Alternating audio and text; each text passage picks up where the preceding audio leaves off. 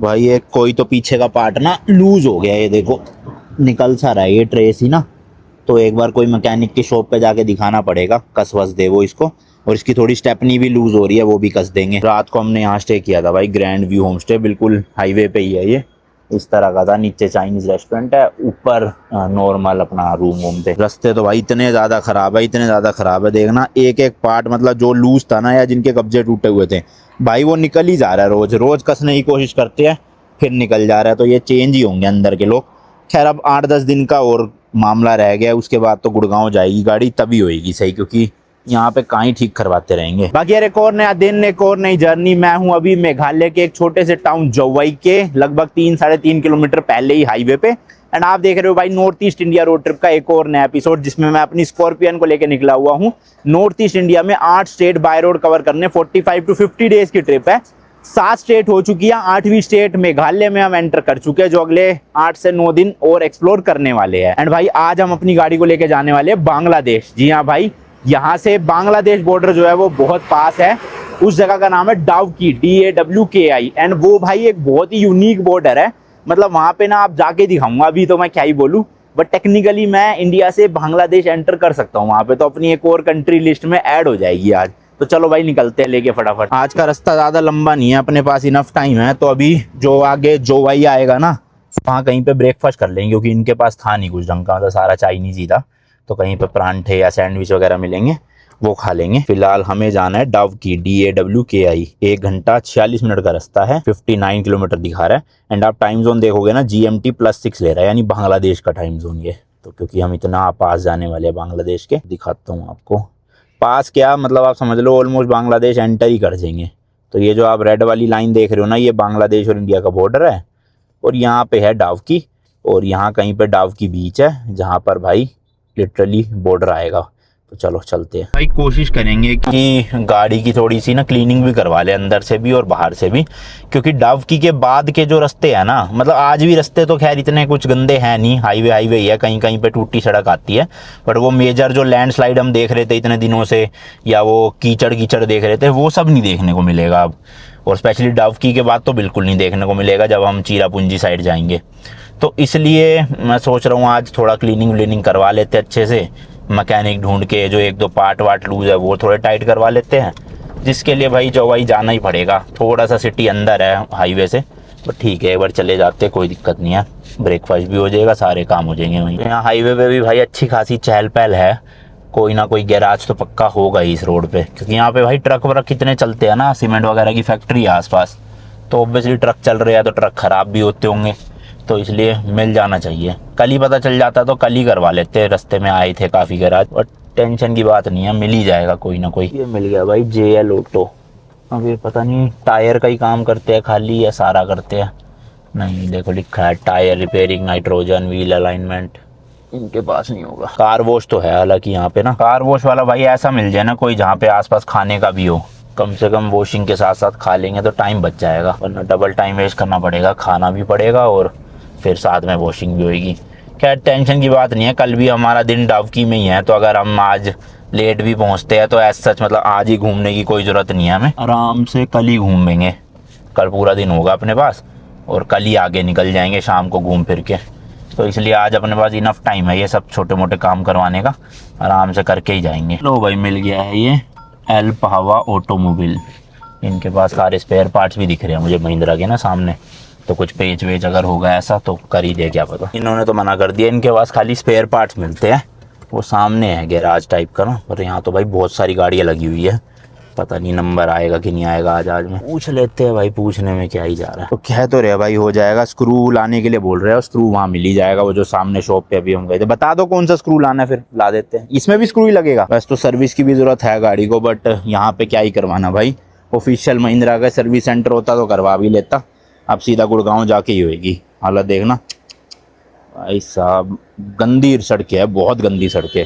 सड़कें तो है ही नहीं, मतलब नाम की है वो सड़क, सारा बस कीचड़ ही कीचड़, कीचड़ ही कीचड़, बड़े बड़े पत्थर नीचे। वो तो अंडर बॉडी लगी हुई है, वरना इस गाड़ी का तो कब का काम तमाम हो चुका होता नीचे से, अंडर बॉडी ने बचा लिया। और मुझे तो लग रहा है अंडर बॉडी भी इसकी चेंज करवानी पड़ेगी जाके, जब इसको उठवाएंगे ना तब देखेंगे नीचे से बहुत हालत खराब हो रखी होगी अंडर बॉडी की भी। बम्पर तो भाई दोनों तरफ से निकलने का हो रहा है, उधर तो पूरा ही निकल रखा है, इधर भी देखो काफी हद तक निकल रहा है। और ये जहां तक मुझे लग रहा है इसके लॉक वॉक टूट चुके हैं अंदर के, तो अगर लॉक सही हुए तो यही बम्पर यूज हो जाएगा, वरना तो फिर बम्पर ही चेंज करवाना पड़ेगा।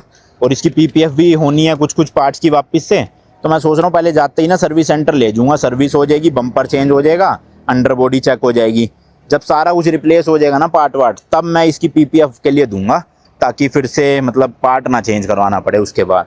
और एक बार पीपीएफ हो गई फिर उसके बाद आगे की कार्रवाई देखेंगे। इस पर कुछ नई नई चीज़ें भी एडिशन करवानी है अपने को, थोड़ा लाइट सेटअप अपग्रेड करवाना है, शायद हेडलाइट भी चेंज होएगी, और एक दो चीज़ें हो रहा है वो मैं दिखाऊंगा चल के सब। तो भाई ये जो आगे वाले बम्पर था इसका तो एक ही जुगाड़ था कि इस पर पेच कस दिया जाए इस तरह से, और ये टिका रहेगा, क्योंकि कब्जे अब्जे तो यहाँ पे क्या ही मिलेंगे और क्या ही बम्पर खुलवा के चेंज होगा।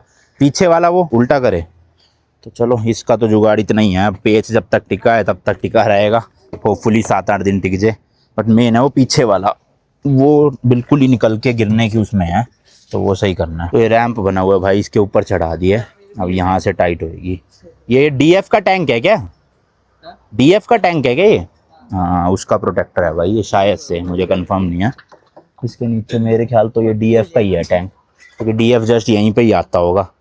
चलो अंडर बॉडी भी चेक कर लेते हैं भाई इसकी। तो आगे से तो देखो भाई अंडर बॉडी वैसे कीचड़ कीचड़ से भरी पड़ी है, कुछ कह नहीं सकते कि क्या हुआ है इसमें क्या नहीं।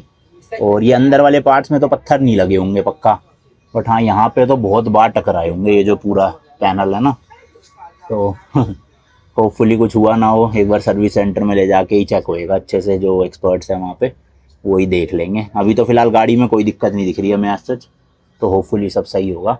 बाकी स्टेपनी थोड़ी सी लूज है इसकी, ये टाइट करवा लेंगे ऊपर से। मैं बता रहा हूँ ना भाई, जैसे मणिपुर से इधर की तरफ जब हम आए मिज़ोरम, जो रास्ते की हालत थी ना घटिया इतनी, और मिज़ोरम में भी इतने घटिया रास्ते मिले हमें।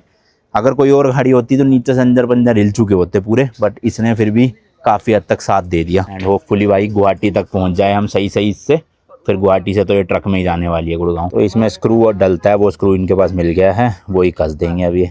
देखना उस पर टैंक में ना हो जाए छेद, कुछ जहाँ पे है खांचा वहीं करना। इसके अंदर भाई मिट्टी कीचड़ देखो जम गया है बुरी तरह से, तो जब तक एक बार मिट्टी हटेगी नहीं तब तक वो पेच कस भी नहीं रहा, तो इसलिए निकालनी पड़ रही है सारी मिट्टी। या तो पूरी ट्रे खोल के एक बार साफ करी जाए, या ऐसी झाड़ झाड़ के देखना। ओए कितनी मिट्टी थी इसके अंदर। चलो भाई पेच कस दिया है, हो ही गया अभी तो फिर क्या। तो भाई 20 रुपए के 2 पेच आए थे और 100 रुपये यहाँ लगे, तो 120 रुपये में काम हो गया। अब आगे बता रहे हैं कि वॉशिंग का है, पहले वॉशिंग करवा लेते फिर खाना पीना देखेंगे। भाई हुंडई का सर्विस सेंटर है यहाँ पे, महिंद्रा का तो होना चाहिए, फिर हुंडई है तो है। इंडियन ब्रांड का इंडिया में सर्विस सेंटर नहीं है ऐसी जगह पे, और कोरियन ब्रांड का ऐसी जगहों पे है सर्विस सेंटर।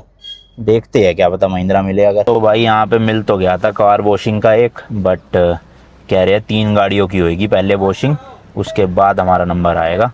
और अपने पास इतना टाइम नहीं है 2 घंटे वेट करके फिर हम जाए, तो देखते हैं आगे कोई और मिल जाए ठीक है, वरना चलते हैं। एक ये रेस्टोरेंट मिल गया था ट्राइब किचन के नाम से, इंडियन कुजीन है इनके पास। यहाँ पे इंडियन काफ़ी कम है, बट ये है कि राजस्थानी ही उन्होंने बहुत खोल रखे हैं रेस्टोरेंट यहाँ पे ना। खैर इनके पास मिल जाएगा कुछ ना कुछ परांठे पनीर वनीर। तो भाई ये है देखो रेस्टोरेंट कुछ इस तरह का अंदर। यहाँ भी देखोगे ना चाइनीज़ फूड ज़्यादा है, अपना फ्राइड राइस हो गया या वैसी चीज़ें।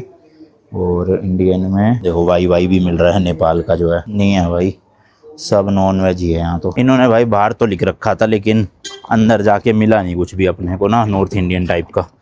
चलो एक आगे राजस्थानी रेस्टोरेंट है, थोड़ा 6-7 किलोमीटर एक्स्ट्रा जाना पड़ेगा ऑफ रूट, बट कोई नहीं भाई पेट के लिए इतना तो कर ही सकते हैं। भाई यहाँ पे ये पेट्रोल पंप भी है, चलो बढ़िया, अपना फ्यूल भी डल जाएगा। और बिल्कुल हाईवे पे ही है राजस्थानी रेस्टोरेंट। 2 है एक्चुअल में, 2 भी नहीं 3 है ये रहा। एक और क्या है ये, मदीना होटल, बट हमें तो जाना है राजस्थानी होटल में, लेफ्ट साइड में दिखा रहा था। तो हम जो ढूंढते हुए आए थे वो तो रेस्टोरेंट बंद हो चुका है, बट ये सामने मारवाड़ी ढाबा के नाम से खुला हुआ है, प्योर वेजिटेरियन। ये एरिया देख के ना बिल्कुल वो याद आ गई, जोधपुर से आगे सैंड ड्यून जाते हैं ना, वहाँ भी भाई खाना वाना ढंग से मिलता नहीं है कहीं पे, बहुत कम जगहों पे ढाबे आते हैं। चलो जी होपफुली ये जो सब छाप रखा है इन्होंने मिल जाए बढ़िया बढ़िया टेस्टी खाना। तो जी ये ढाबा है भैया है यहाँ पे। भैया क्या क्या मिल जाएगा खाने में? दाल फ्राई है, दाल तड़का है, चना मसाला है, अपना राजस्थानी बेसन गट्टा है, राजस्थानी कड़ी है, कैर सांगरी है, बाजरे की रोटी है, मिस्सी रोटी है, गेहूं की रोटी है, आलू पराठे, प्याज पराठे, पनीर पराठे, पापड़ के पराठे, बहुत है। तो यहाँ मेघालय में राजस्थानी इतना क्यों मिल रहा है आसपास, कोई रीजन? राजस्थानी रहते हैं यहाँ? रीजन नहीं है, ये फर्स्ट एंड लास्ट होटल है इधर, ऐसा आइटम और कहीं नहीं मिलेगा। अच्छा, बाकी बंद हो गए ऑलमोस्ट। प्योर वेजिटेरियन, खाली अपना ही दुकान। 10 किलोमीटर का दायरा डिस्ट्रिक्ट पड़ता है इधर, जुआई डिस्ट्रिक्ट ना। हाँ हाँ पूरा का पूरा मतलब 10 किलोमीटर का एरिया में आप मैप पे भी सर्च करोगे, प्योर वेजिटेरियन अपना ही दुकान मिलेगा। हाँ, हम भी अब वहाँ से ये इसलिए आए 9 अपने किलोमीटर। मतलब अपने हाथ से बनाते हैं, सूजी के लड्डू है। अच्छा जी। जो मट्ठी दिल्ली वगैरह पंजाब उधर मिलती है, वो मट्ठी भी अपना हाथ से बनाते हैं। बर्फी भी बनाते हैं हाथ से बेसन का। सब राजस्थानी आइटम है। चलो कर दो फिर। लो जी लो, खाना आ गया। मैंने तो आलू प्याज का परांठा, साथ में चना और कड़ी, और सोहन ने सेम सब्जियां, बस रोटी लिया साथ में, बाकी एक लस्सी और लिया, वो भी आ रही है। भाई कसम से मज़ा आ गया, इतने दिन बाद इतना बढ़िया मसालेदार खाना मिला है। हाँ, पेट भर गया। लस्सी भी थी मीठी और नमकीन, वो भी पी ली। चलो जी, अब चलते हैं सीधा बांग्लादेश बॉर्डर की तरफ।